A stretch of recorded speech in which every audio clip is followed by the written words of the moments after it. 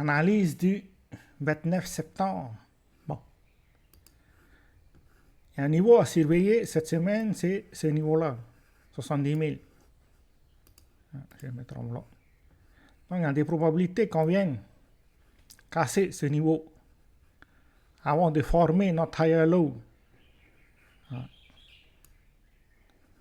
et de continuer notre tendance haussière.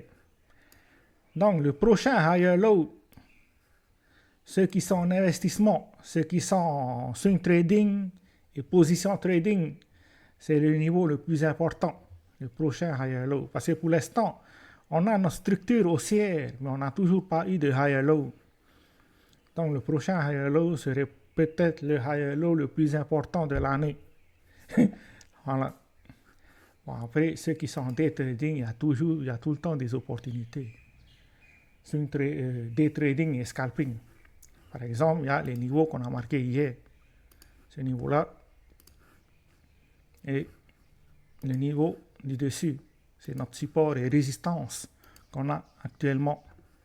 Mais il y a des probabilités qu'on vienne casser notre support avant de continuer notre tendance haussière. Il y a des probabilités qu'on fasse ça. Juste pour venir punir ceux qui ont placé les stop-loss sous la liquidité qui se trouve là ici. Parce qu'ils ont vu qu'on commence une tendance haussière, c'est-à-dire qu'on a cassé cette ligne. Mais ils ont dû prendre des positions et placer le stop-loss sous ce niveau-là. Mais il y a des probabilités qu'on vienne les punir avant de commencer la vraie tendance haussière. Donc ceux qui sont en scalping, day trading, il faut faire attention à ce style de scénario. Après, il y a deux genres de pullback. Par exemple, le premier, c'est on corrige parce qu'il y a trop de positions à effet de levier. C'est-à-dire, on baisse d'un coup avant de reprendre notre tendance haussière. Ça, c'est le premier pullback. Le deuxième, c'est qu'on baisse progressivement. Après, on consolide avant de reprendre notre tendance haussière.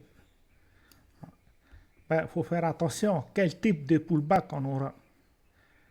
Bon, le premier, ça sera compliqué de se placer par rapport à ce type de scénario parce qu'il va falloir être rapide.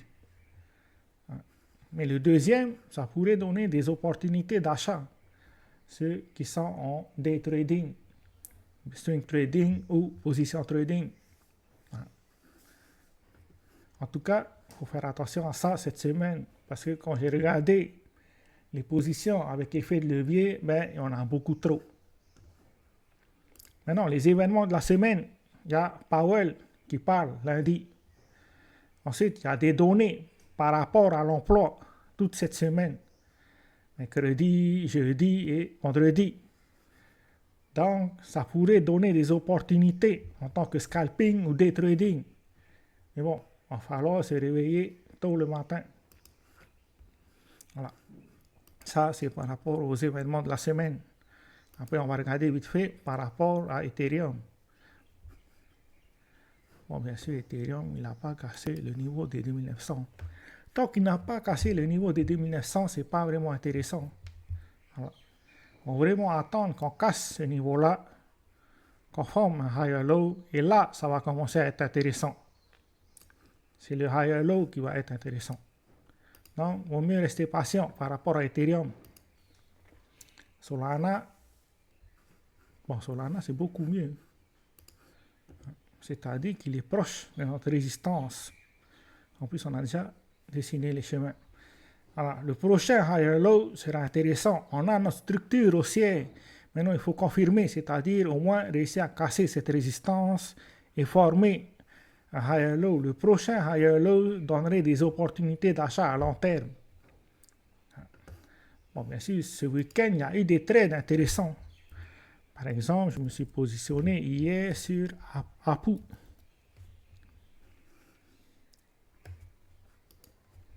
Donc, si Internet veut bien fonctionner. Et aujourd'hui, on a eu une montée de 20%. Hier, j'ai voyé la structure haussière, je me suis positionné. Ce matin, je me suis réveillé et on avait 20%. Pareil pour Sui. Ceux qui ont regardé l'analyse de, je crois que c'était dimanche dernier, j'avais dit que la prochaine cassure, quand on avait regardé la semaine dernière, je crois qu'on était par ici. J'avais dit qu'on allait consolider pendant un moment.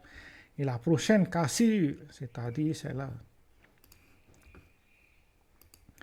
il y avait des opportunités d'achat. Voilà.